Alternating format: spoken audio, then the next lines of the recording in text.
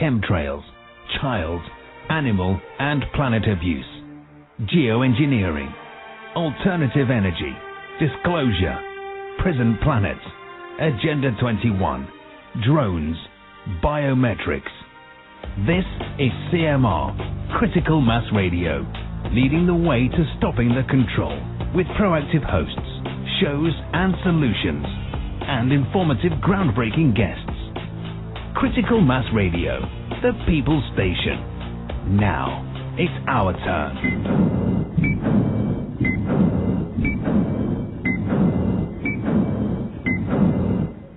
Good evening, folks. It's Sunday, it's 8 o'clock, so it's time for the Methods of Mayhem Show with me, Mark Howard.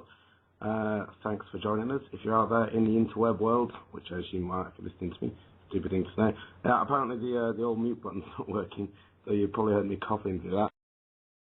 It's alright. You're listening to Critical Mass Radio. Now, it's our turn. No, it was my turn. Got the gremlin out of the way for this show. One a week, for some reason, we seem to get. Oh well, maybe that's out of the way. Yes, okay, so tonight I am going to be continuing my breakdown of the methods of mind control, which we are under as an species. Tonight we are going to be talking about money and the monetary system and finance. So, well, with no further ado, might as well jump right in. Money.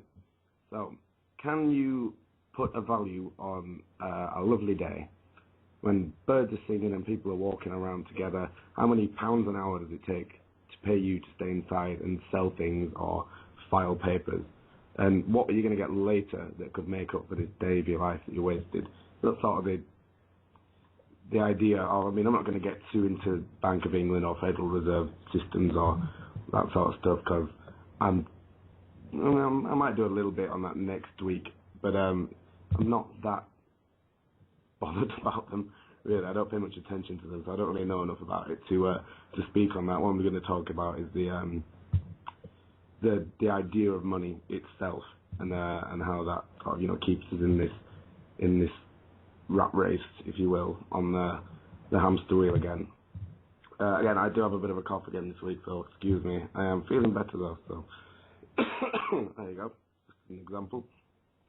Okay, so money, the idea of money. So it's a very deeply entrenched and a controlling idea that's lodged in the minds of just about every single person on the planet, which makes it the world's only true religion, I would say. Now, I'm not being offensive, or if anyone's offended by that, I do apologise, I guess, but it's true. It's a religion, and it's the one religion, and it's the one religion that the NWO, if you want to call them that people, they're going to bring in a one religion, a one world religion. It's already here, and it's money. It's the belief in money. It's the one world religion of which they speak. I'll get into that a little bit more a bit later too.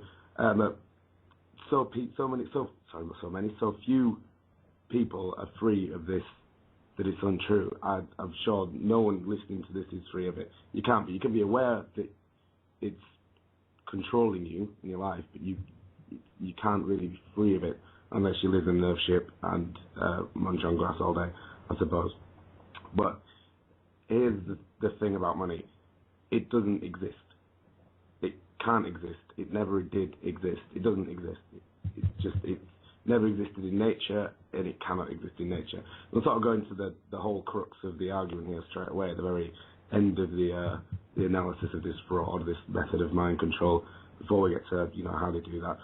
Just let's get that out of the way. There's no such thing as money. It's a human construct. It's completely man-made, and it only exists in one place, and that's in the mind-controlled mind. And that's the only thing that gives it any energy, and that's the absolute truth, and it's completely self-evident. It does not exist. And if you believe that it exists and it's actually got power, or if you believe that it actually means anything, you're under mind control.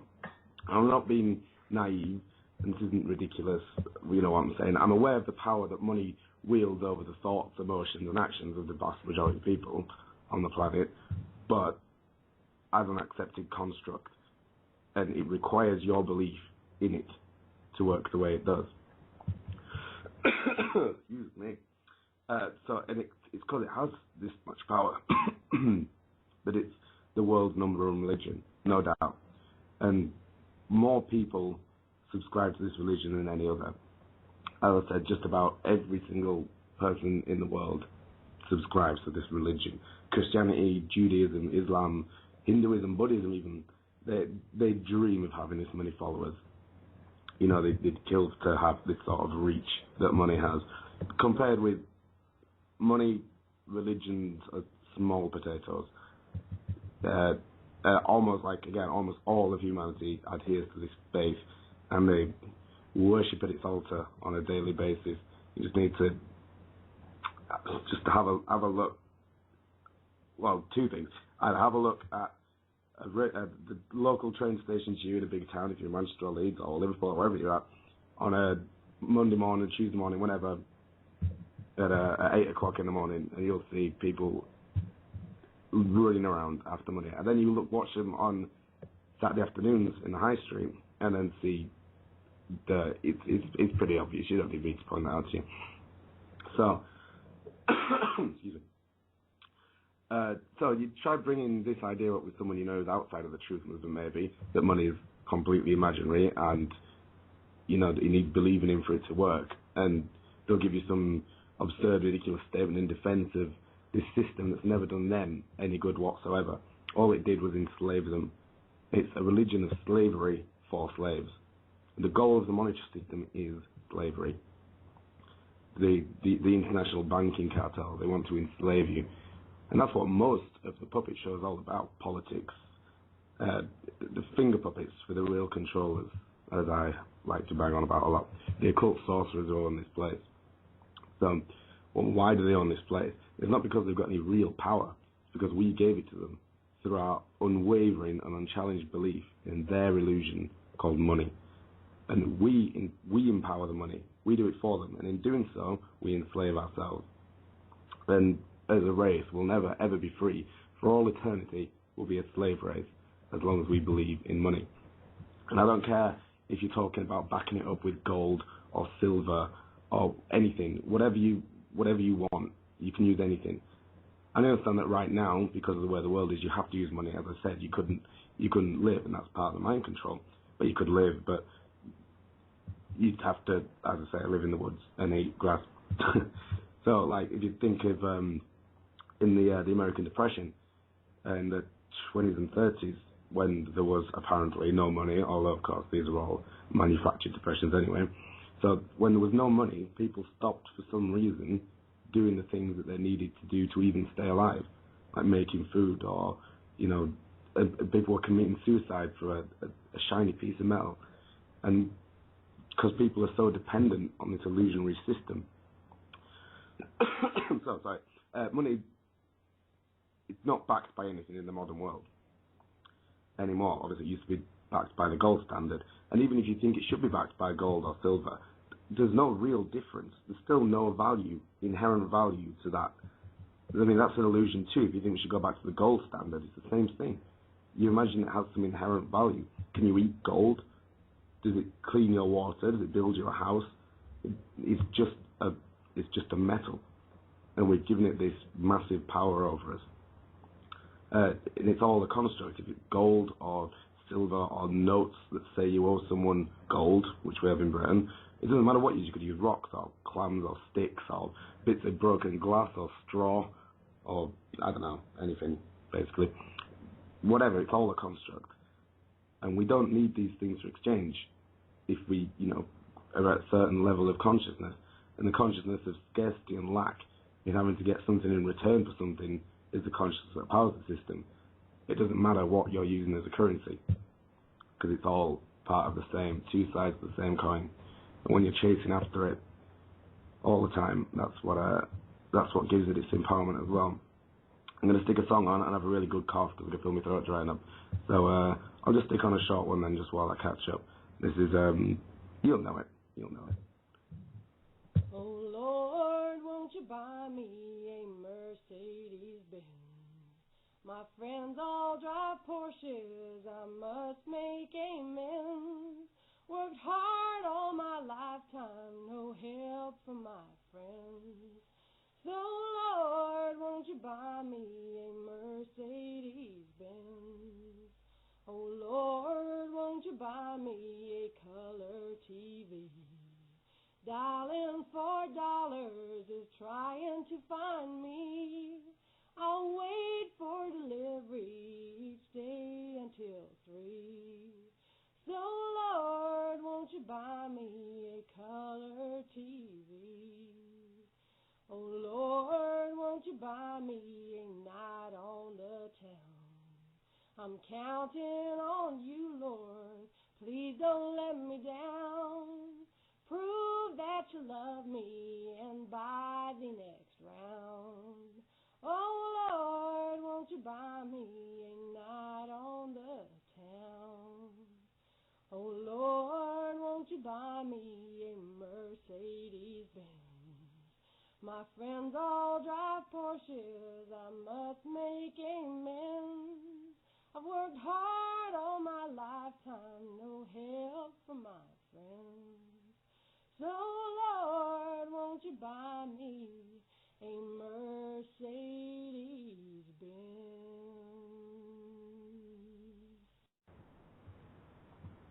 There you go. I thought you'd know that one. I think I got all my coughing done. We'll see. You'll know it's when I cough in everyone's ears. And could everyone stop talking about Diane's cats, please, on the chat room? It's very rude when I'm trying to talk about the enslavement of the human race through the monetary system. Although everyone does love a box of kittens, even if all they do is go meow, meow, and then not eat milk. Bless them. By the way, if you do, we're thinking of names for them. I don't know if you've picked one yet, Diane, but there's 4 of them. There's 2 boys, 2 girls. So I was thinking either the guys from ABBA or Ace of Base. I don't know. But, suggestions on a postcard, that sort of thing. Anyway, so what we're talking about. Money, of course. It's a flow of energy is money. That's why it's, we'll get into that a bit later, the occultic form of that. And this flow of energy stops or starts based on your belief in this construct. As I was saying, well, heads up green language fans, that's why it's called currency. It's like a current, like water. It's a flow, like a flow of electricity. So money is like an energy. So when a river flows, it flows through its banks. Yeah, liking that, green language fans. I love a bit of green language. And this is how occult concepts work. It's not accidental. Money is current, it's energy. That's what they want you to believe. And that's how it's set up. So if it stops, there's no flow, and then there's no life. And you'll hear people say stupid things when you bring stuff like this up to them. Or you couldn't live without money. Think about that. You couldn't live without money. And you'll hear it a lot. And you do hear it a lot. You couldn't live without money. A person who actually thinks that, a person who actually thinks that is under such deep mind control, they're equating life itself with money. And they're placing money in the position of God.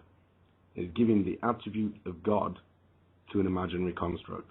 I understand what they mean, of course, again, that people won't do anything for other people without expecting something in return, because they're in such a hypnotic trance, I get that. And, again, if you don't play the money game at all, you'll probably be living on the streets, because that's the level of care that people have for their brothers and sisters in today's brainwashed society. And that's how it is now, as we speak, but it doesn't have to be that way, of course, and we can change it any time we want, with a present moment choice, if we choose to do so. So, what they've done with money is, and they've usurped God in the world with it, the one and only religion. It doesn't matter what religion they claim to be. You can pretend to be a Muslim, or you can pretend to be a Hindu, or a Judy. There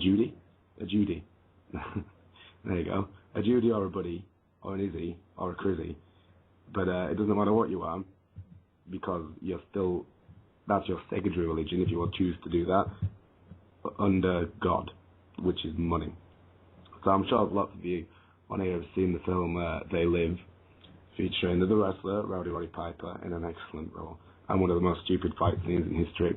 But if you haven't seen They Live, it's a film it's like a sci-fi allegory for aliens secretly running the world, but you can't see them in the behind the scenes. And he gets these sunglasses, and when he puts them on, he can see the truth. He can see the world as it really is. So he can see the aliens, and he can see what the adverts say, and the billboards and the magazines. They all say things like consume, live, marry, all that sort of stuff. And then he's flicking through a magazine with the glasses on, and it's all blank, and it says, consume, consume, consume. And then he pulls some money out of his wallet, some dollar bills, and when he puts the glasses on, it just says on it very plainly, "This is your God." So John Carpenter knew what was going on, I think. But I might try and find that speech actually from the start for next week's show. It's a great little speech. They Live, it's a great film. If you haven't seen it, I would strongly recommend it. You can get it for about £2. Probably somewhere online now. Or you can just watch it on YouTube. They Live. Again, it does have a pretty stupid fight scene in it, but it's a great allegory for the condition of the world. So anyway, this is calling money God. This is the exact thrall that people are held in. And again, we can get into how banks work and the scams and debts and all these sort of things, but there's many other people in the truth and freedom movements far more versed than me in it.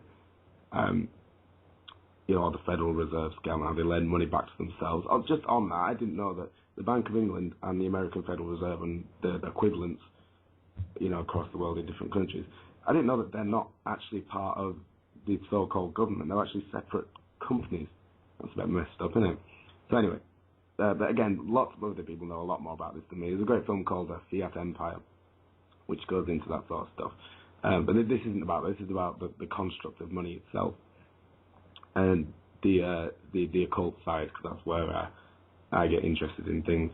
And the occult side is very interesting, and you can see things when you look at money and the way it works and the way it's moved that maybe weren't so obvious before, or obfuscated, if you will. Excuse me. So, the occultists want you to equate certain concepts with money. The first being that it's the determining flow of energy in the world.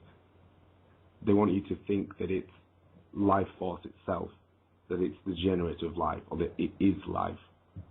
And they will this illusion over people's minds to get them to act the way that they want them to act. And it's behavioral control through a construct that only exists in the mind. And if that's not mind control, I don't know what is.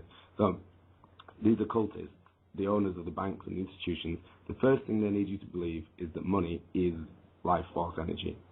And they do this through many means, largely through symbolism, and we'll get into that in a bit. Just as an aside on this bank's symbolism, I can't speak for Manchester, but in Leeds, if you know Leeds at all, the Yorkshire Bank, on its doors, the one on Kirkgate, if any Leeds people out there, the one on Kirkgate, if you look at the doors of the Yorkshire Bank, on either side of the doors you pass through two fasces, as in the fascist symbol, the rods tied together. There's two fasces on either side.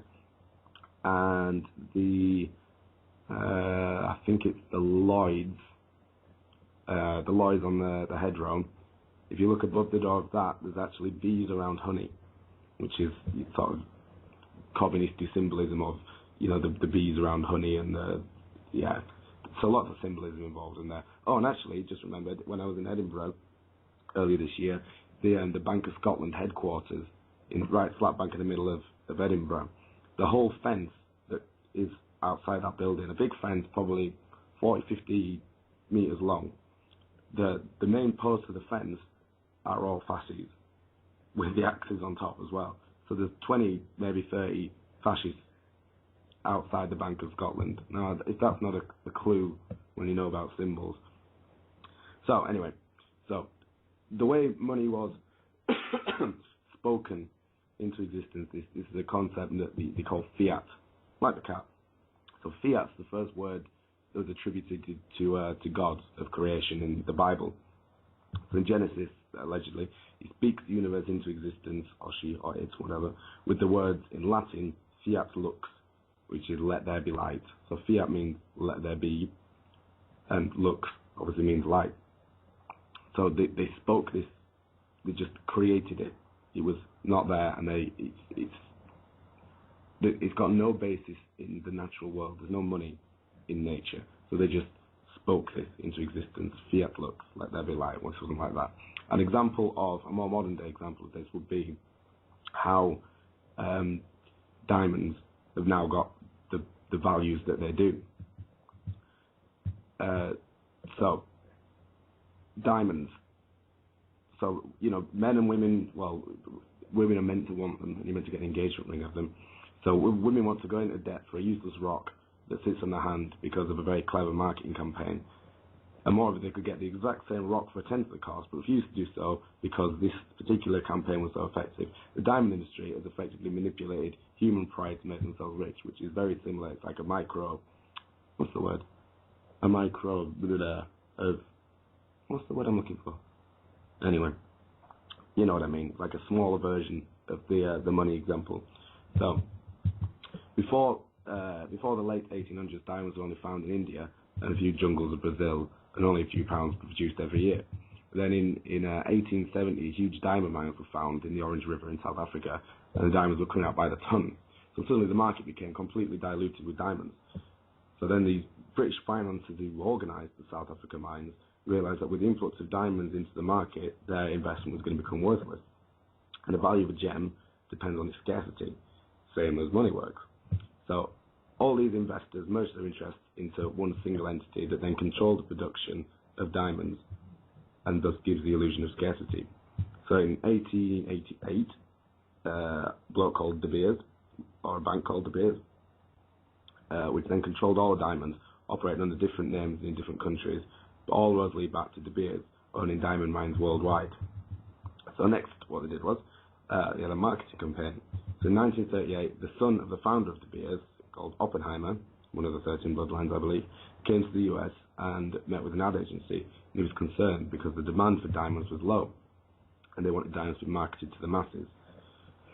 Excuse me. They then thought to change the social attitudes of the public at large, and thereby channel American spending towards larger and more expensive diamonds instead of competitive luxuries. Since young men bought 90% of engagement rings, it's crucial to get the message to them and that diamonds are a gift of love. And the larger the diamond, the greater the love. And similarly, young women then were encouraged to view diamonds as an integral part of any courtship, romantic courtship. Sorry. So how was this brainwashing executed? Product placement mainly. Movie stars were given diamonds to use as their symbol of love. Society photographs were given to newspapers linking diamonds to romance, and fashion designers started talking about the trend toward diamonds, and royalty started wearing diamonds.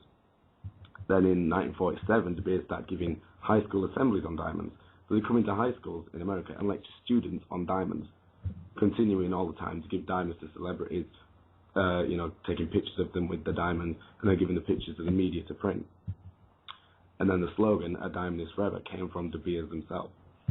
So this is why we get to why diamonds are such a scam.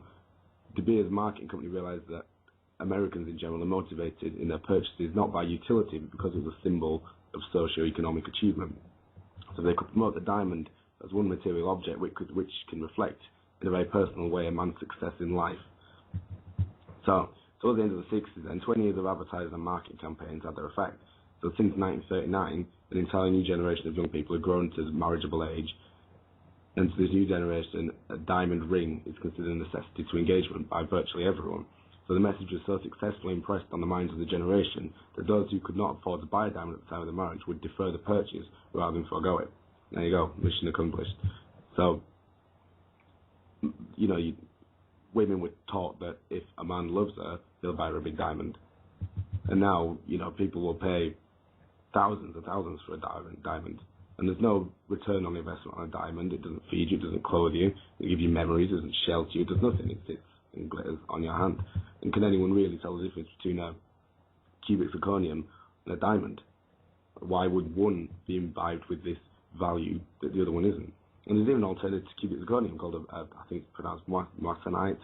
Anyway, it's got the exact same properties as diamonds, but they're 1/10 the cost, and they're outfarmed by small African children. So that's another example of like a fiat currency just being born, spoken into existence. After the diamonds, I'm going to stick a song on, I think. On the last Live Aid a few years ago, and there was a point, and there was bloody Bono, Geldof, Bill Gates and Paul McCartney standing on stage at the same time. We need your money. The people in the Africa, they haven't got any money. Yeah, because you've got all the frigging money. You give them some. You've got billions and billions and billions of pounds between you. You give them some money. You ain't having my fiver. You give them some bloody money. Ugh, you're going to piss me off.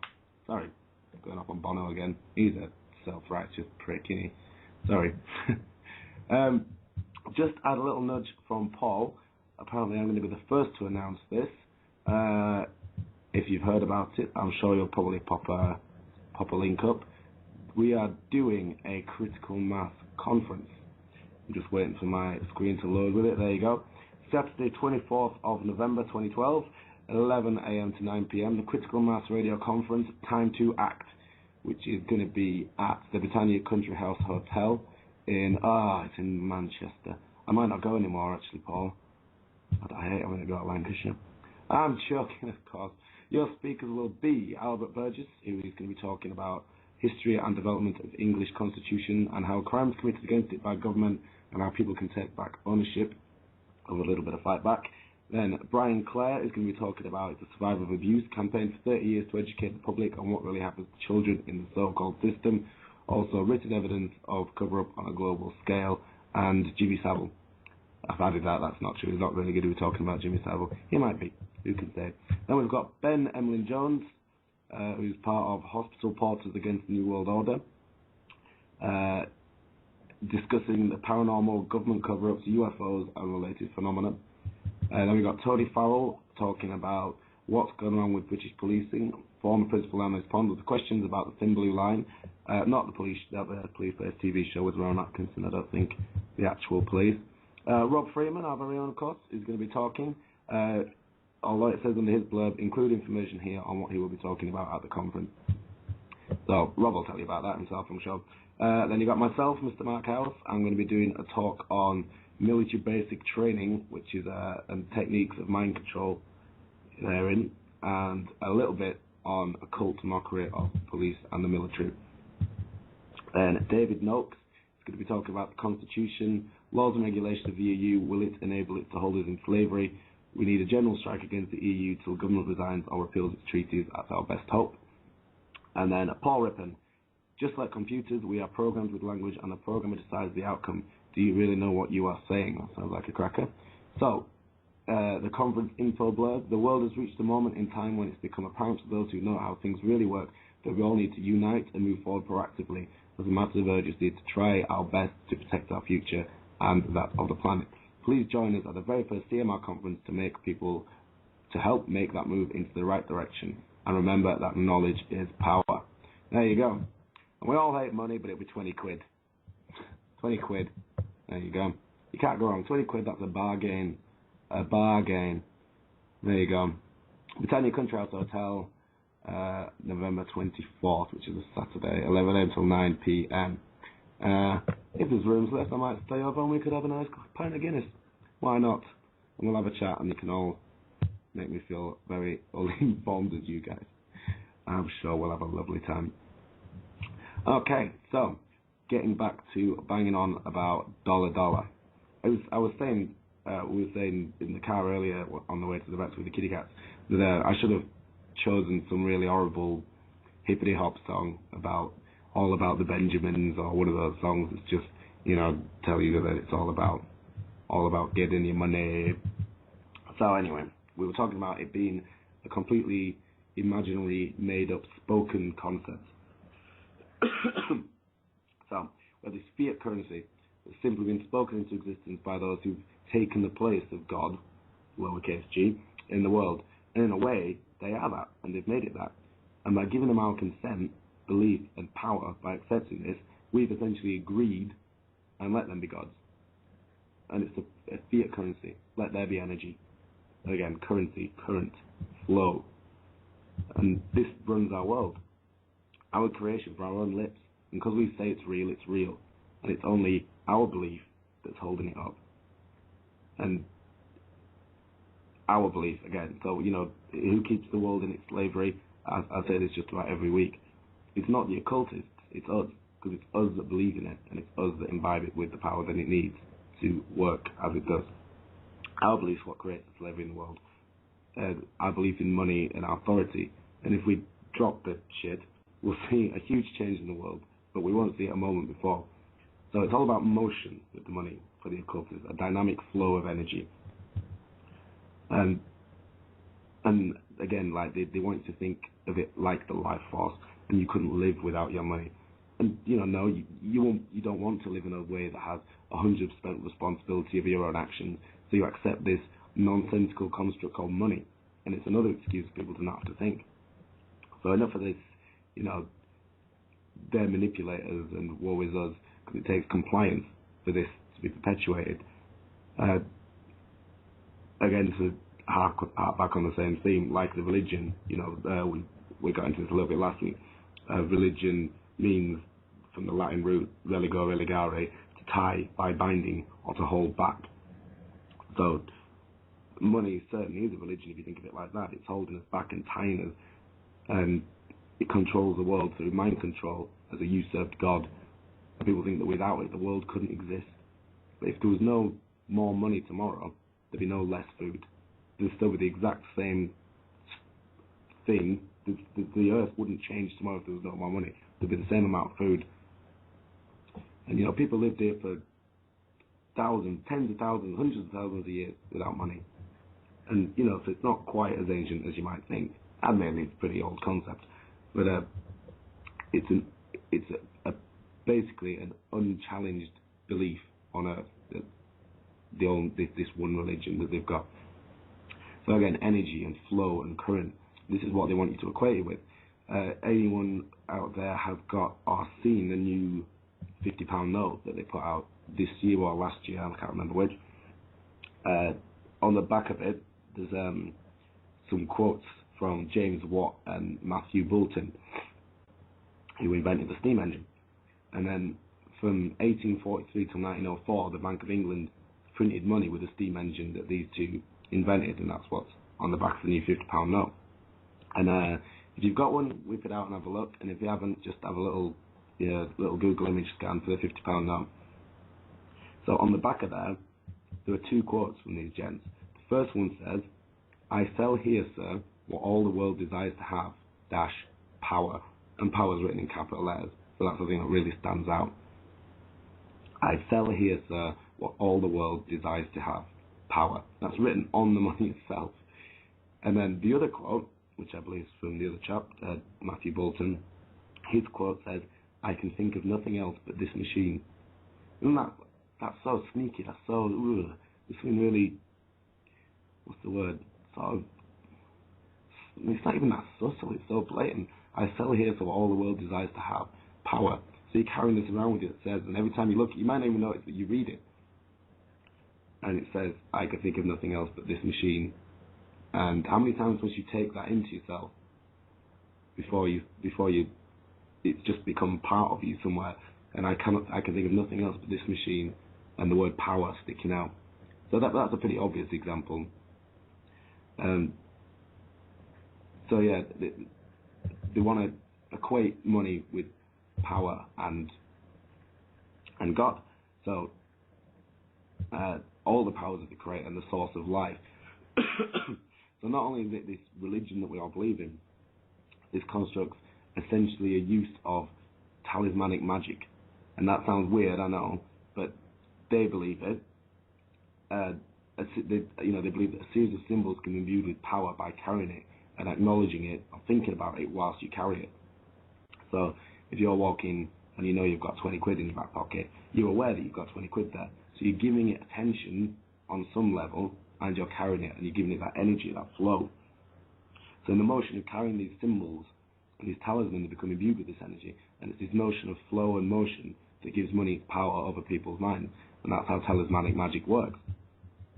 So for example, if you look at, in the States, a dollar bill, I have one here, on the reverse seal, the reverse is a great seal, I mean, there's you'll see, if you've got one handy or you want to give one a bit of a Google.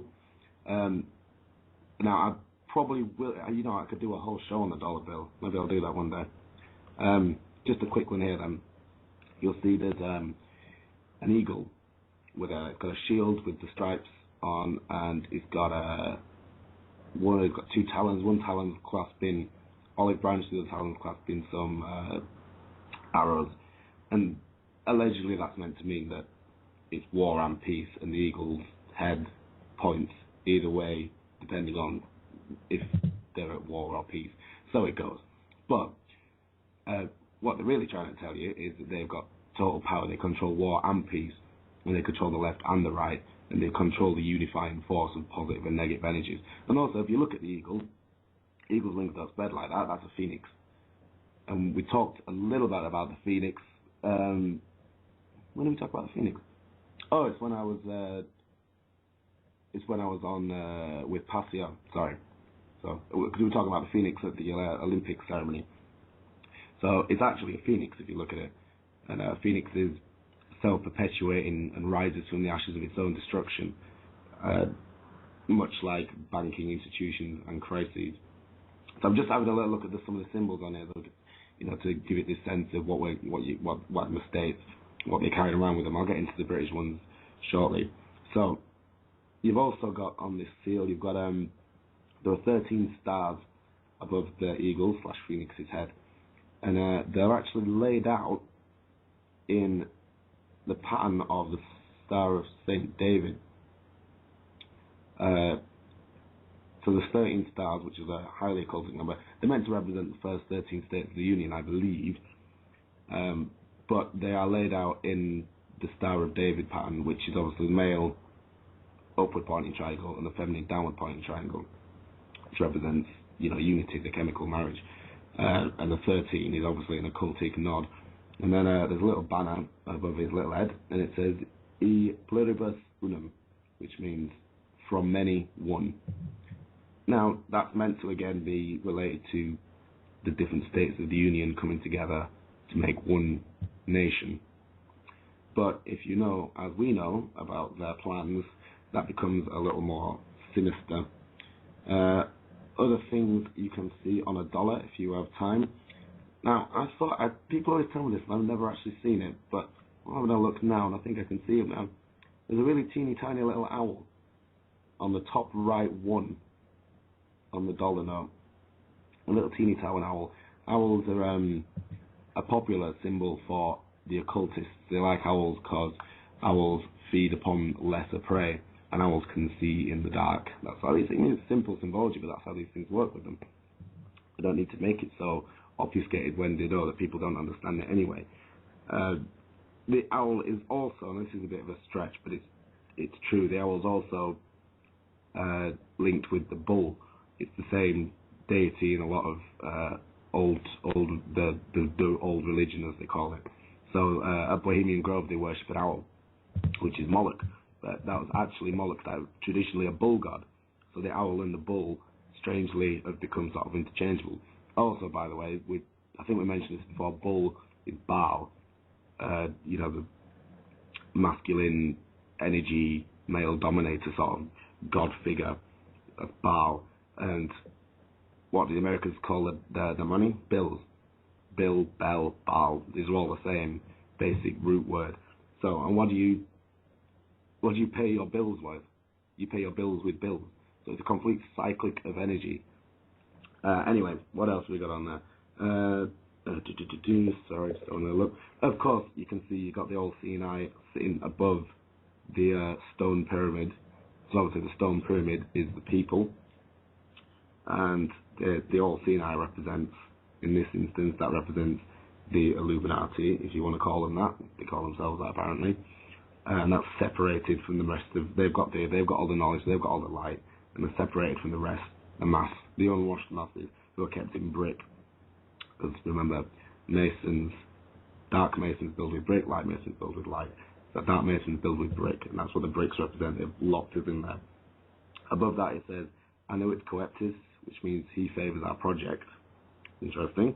And then, of course, underneath, Novus Ordo Seclorum, which, now, I don't care what people tell you, get any Latin dictionary, that means New World Order. It just does. So there you go. New World Order, he favours our concept. Also, there's all kinds of little tricks you can play between joining the letters up and forming Stars of David, and it spells out Mace and all these things. And the numbers across the bottom in Roman numerals add up to that's 1776 in geometry. The number adding up game that occult is like. Anyway, there's all kinds of stuff going on there. I probably will do a show on that actually, if anyone's interested. Or maybe I'll just record one and put it up somewhere and you can listen if you care. So that's just the $1 bill, which is the most widely used bill, of course, in the States. So very interesting there. Even the dollar sign itself looks a bit like a whip. I think it's called a scourge even. A whip, or could also look like a wave, like a DNA spiral. And or some say it's an I over an S. So it's saying right there that it is, trying to tell you that it is. Now this is getting a little, right brainy leap of faith sort of thing. But then I and S over each other is ISIS again. Again, it's a little stretch, alright, you're trying to look things that aren't there. But they are trying to associate these concepts with you, with the money. Especially the sacred feminine energy. Because money to the occultist is a feminine, it's a right brainy feminine concept. So in Egyptian symbology, Isis is the sacred feminine, and this is rooted in your desires because you know on some level that the sacred feminine is missing from society. So they're co-opting that energy and they're basically raping the sacred feminine again, and it represents our care and represents what we put our energy into. So Isis is the goddess of the waters and flow again. Each is on an old British banknote. If you got a 10 or a 20 on you now, just have a look. She's on the front with the Queen. She's in the bottom left. You might know her as Britannia, but that's actually Isis down there. Or Semiramis, or Mary, all the same person, basically. So there she is, in a little circle on the bottom left of British banknotes. She's there. And I believe she's also in... Oh, no, she's not, sorry. I think she might be on the tenors as well in the hologram. Who's that dude? I've just noticed on the 20, sorry, there's a dude in there. I don't know who that guy is. Can you let me know? Who's that? I just noticed, sorry, on the £20 note, in the holograms that run down the left on the Queen's side, there's some dude. Who's that? If anyone knows, let me know. Sorry about that. He's a very angry man about money. Although he's probably quite rich as well. Really hypocrite. Yeah, sorry, I've just worked out who that is in the hologram. It's bloody Adam Smith. If I'd have just turned the note over, I would have immediately seen his big ugly mug and the word Adam Smith. Ah, well, you live, you learn. Anyway, on the 20s as well, by the way, there are, again, if anyone's got one, in between the Queen and the hologram, which we now know to be Adam Smith, there's all sorts of concentric lines flying off. And if you just spend a little bit of time following lines with a pencil, or whatever, you'll see all kinds of funky little esoteric symbol patterns in there. There's a pyramid that forms the line that meets sort of the Queen's mouth. That forms a pyramid which sits above the building there, and then the light, the illumination comes from that. You can also make pentagrams, inverted pentagrams, and 2 or 3 Star of Davids in there as well. And some people say there's an owl in there as well, but I don't really see the owl in this one either. Maybe I just got owl blindness. Could be. And also looks suspiciously like an eye as well, I believe. That's the 20 anyway. On tenors, there is spiral conch cells, which is a symbol that represents mind control as well, by the way. The new 50s are the great ones to me, though. That power, and I can't stop thinking of this machine. I think that's just a bit too creepy for me, that sort of thing. Anyway, what we're talking about. Oh, and also 50p's, of course. That's Semiramis again, or Isis, or whatever you want to call her. Even Mary, same goddess. Right, what was I talking about? Oh yeah, we're talking about the dollar sign. We're talking about Isis and how they're linking the feminine concepts with us through money.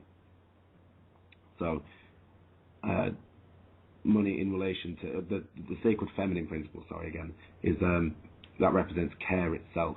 So they're replacing care with money as well, but equating money with care and the energy associated with care, and making the talisman of that money. And it's a deep psychological embed that they're doing, linking goddess symbolism with money, the divine mother.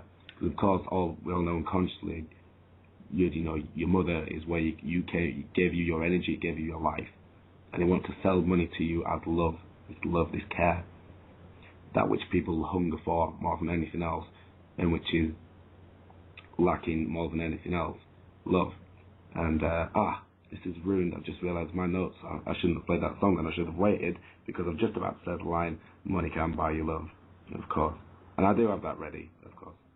It also reminds me of a great line on The Simpsons where Kent Brockman wins the lottery, and Homer's watching on the TV and says, well, he's got all the money in the world. There's one thing he can't buy, and Marge sort of looks at it nicely and says, a dinosaur.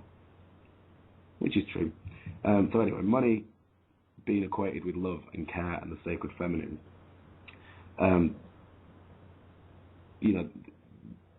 They want you to think that these things are linked. And even the colour of money in the States, which is green, I think I mentioned this on a previous show a little bit. Green is the natural colour of love, the love energy, because green is right in the middle of the visible spectrum. So it's a marriage between the masculine left brain red and the feminine right brain blue. So that's another form of the chemical marriage. Green is nature's colour of love, which is why most nature is green. So that's how the occult works, through words and symbols. So here's another one. I think I may have alluded to this as well. The word itself, money, not the way it's pronounced, but the way it's, if you look at the word money, you've got mon, I, M-O-N-E-Y. Mon, called one, mono, one, is one, and E-Y is I, one I. Again, you say, oh, you're looking for things that shouldn't be there. But look at it, look at the word. Monai, one I, it's right there. And also, mon being a feminine word as well, moon, min, that sort of thing. So, money, the one I, you say it all the time. Again, deep psychological embeds, whether it's planned or if it's synchronistic, it makes no difference. Mon I, the one I, that's what it's trying to tell you. Just remembered, I saw something quite interesting on the show called Quite Interesting about they asked the contestants to draw the queen on the back of a coin, and they all drew her facing left, as in nose on the left. But if you look at any coin, the queen always faces to the right. She faces left on the nose, and she faces left on the stamps, but she faces right on the coins. And how many coins must have come through your possession in your life? Thousands and thousands.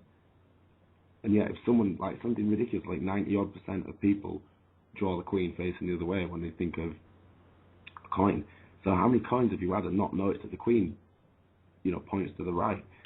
And you don't really notice these things on money, but you're seeing these symbols every single day, and they're having their own effect. That's what symbols do.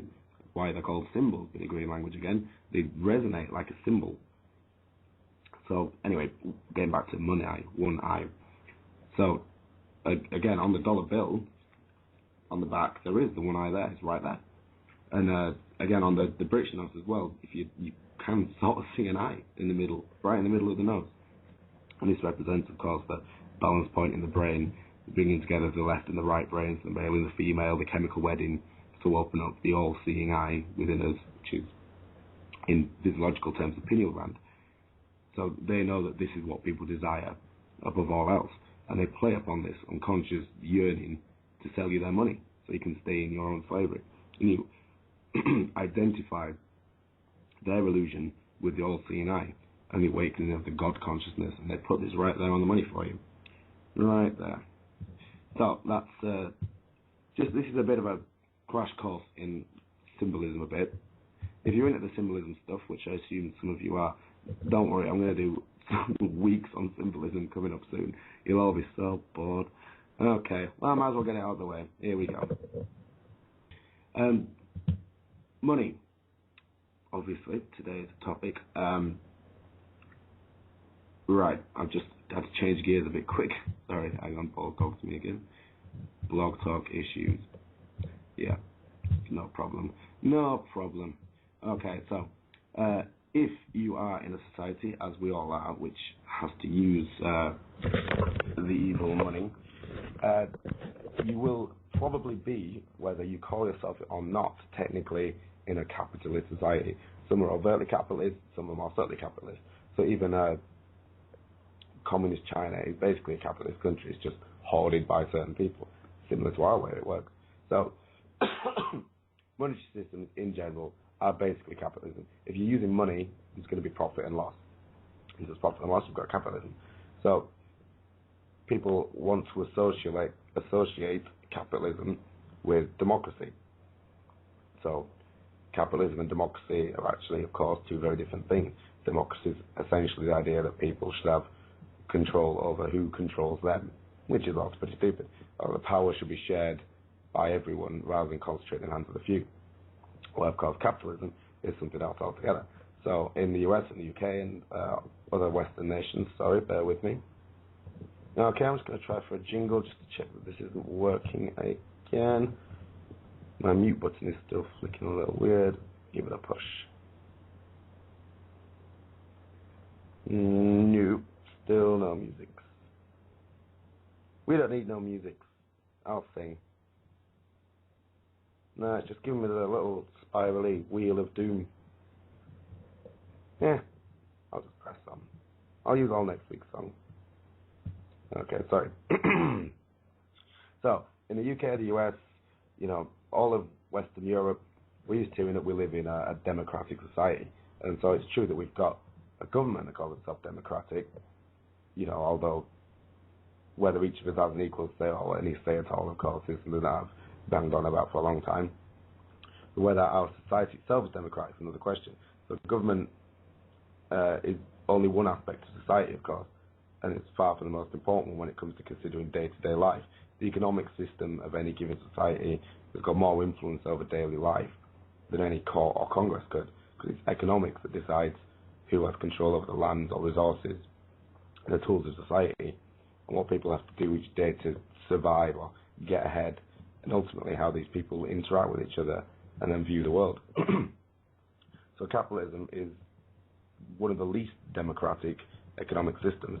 In a democratic economy, each member of the society would have an equal say, allegedly, in how resources are used and how work's done. But in a capitalist economy, where all the resources are private property and everyone competes against each other for them, most resources end up in the control of a few people.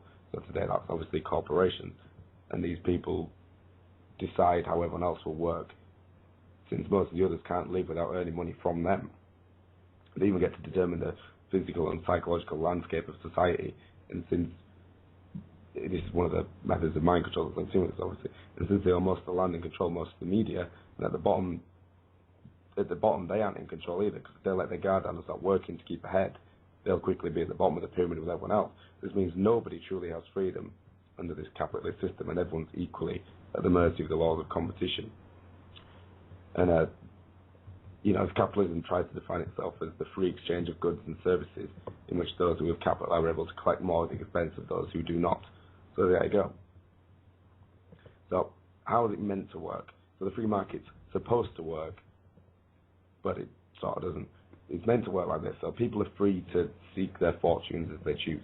And the ones who work the hardest and provide the greatest value to society are rewarded with the greatest wealth. But this system has a crucial flaw. It doesn't actually offer equal opportunities for everyone. Success in the free market depends almost entirely on how much wealth you've got in the first place. So when capital is privately owned, an individual's opportunities to learn or work or earn wealth directly tied to the amount of wealth that he or she has. It takes resources of some kind to produce something of value, and if a person doesn't have those resources, they find that they're at mercy of those that do. So meanwhile, those that already have those resources can make more and more wealth, and eventually most of the wealth of society ends up in the hands of the few, which is of course what they want.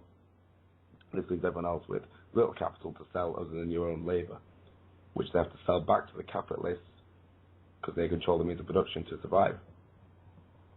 So a corporation like Nike has got plenty of extra money to open up a few new shoe factories or buy adverts and sell more shoes. So they earn more money and more money to invest.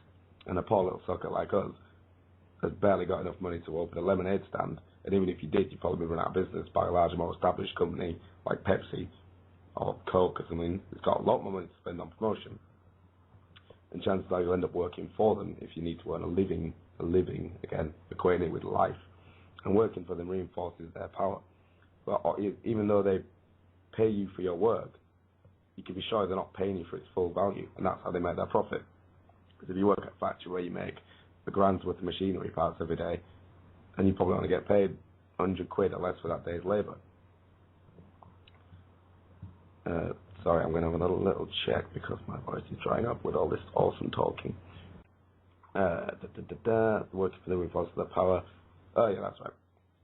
Okay, so it means that someone else then is cashing in on your efforts. And the longer they do that, the more wealth and opportunities they have at your expense. You're paying for this.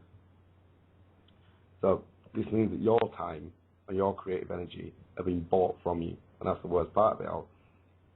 The whole money myth, that's the worst bit. It means because they're buying your time and your creative energy, which is what they want. They don't want you to have time and creative energy. Because when you do your thinking.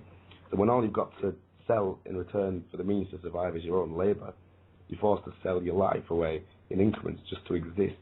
And you end up spending the great part of your life doing something, or whatever it is you can get paid the most for, instead of doing what you really want to do. You trade in your dreams for a salary, and your freedom to act for material possessions. And then your free time, in commas, your free time, you can buy back what you made during your time at work. But you can never buy back the time that you spent at work. That part of your life's gone, and you'll have nothing to show for it except the bills that you were able to pay. So eventually, you start to think of your own creative abilities and labour power as being beyond your control for you to come to associate doing anything but relaxing, which you could also call just recovering from work, with the misery of doing what you're told. What were we talking about? We're talking about having to sell your life back to the people who give you money that you think you need to live. So obviously there are a few people who find ways to get paid to do exactly what they always wanted to do.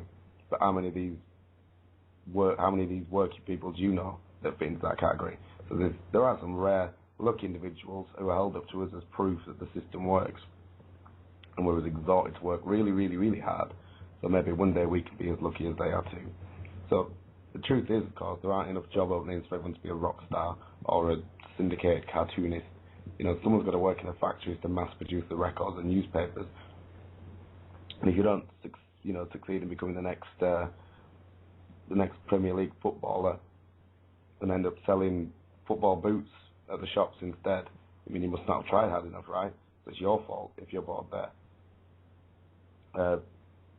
But it wasn't your idea that there should be 1,000, football boot salesmen for every professional footballer out there. If anything, you can only be blamed for accepting a situation that offers such poor odds, exactly. Rather than competing to be at the top of the corporate ladder or the 1 in a million lottery winner, we should be trying to figure out how to make it possible for all of us to do what we want with our own lives. Even if you're lucky enough to come out on top, what about the thousands and thousands who didn't make it? The unhappy office clerks and the failed artists and the fed-up hotel maids. Is it in your best interest to live in a world filled with people who aren't happy, who never get to chase their dreams, who never even got to have dreams? This is, of course, exactly where they want you. So, also what happens under capitalism, which they want, is that our lives end up revolving around things, as if happiness is in possessions rather than in free actions. Watch Fight Club about this. You haven't seen Fight Club, genius, and Pursuits. Those who've got wealth have it because they spend a lot of time and energy figuring out how to get it from other people, and those who have very little to spend most of their lives working to get what they need to survive, and all they've got for consolation for their lives of hard work and labour and poverty are a few things that they can afford to buy, since their lives themselves have been bought from them. So between these two social classes, the middle class then, they've been bombarded from birth with adverts and propaganda proclaiming that happiness and youth and meaning and everything else in life is to be found in possessions and status symbols. And they're taught to spend their lives working hard to collect these rather than to take advantage of whatever chances they might have to seek their own adventures or pleasures. So capitalism centers everyone's values around what they have rather than what they do, by making them spend their lives competing for things that they don't need to survive and achieve social standing. So people might be more likely to find happiness in a society that encourages them to value their ability to act freely and do what they think's right above all else. It's great as a society we have to stop competing for control and wealth and start to share these things more freely among each other. And only then will everyone be completely free to choose the lives they want to live without fear of being hungry or being shut out of society. This is probably all, pretty self-explanatory to you guys, but so one of the main tenets of capitalism is the competition, and the argument that competition leads to productivity. But that's kind of the problem with it. The competitive free market economy not only encourages productivity at all costs, it enforces it. And for those that don't stay ahead of the competition, they're trodden underneath it. And what cost exactly we're talking about? One thing, there are the long hours that we spend at work, 40, 50, 60 hours a week. And if you work for someone else, you get the beck and call of bosses or customers. And they're working until we're past exhausted in this race to just keep living and get ahead. And on top of this, there's the low wages that we're all probably paid. Most of us aren't paid nearly enough to offer a share of the things that society has to offer, even though it's our labour that makes it possible in the first place. Because in the competitive market, workers aren't paid what they deserve for their labour. They're paid the smallest amount the employer can pay without leaving them looking for work somewhere else. That's the law of supply and demand. An employer has to do this because they need to save as much extra capital as they can for advertising, corporate expansion, or other ways to try and keep themselves ahead of the competition.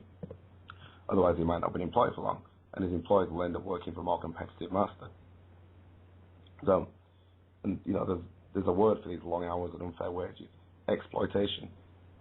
And that's not the only cost of the productivity our competitive system that we use encourages. So employees have to cut corners in 1,000 other ways too. That's why work environments are often unsafe.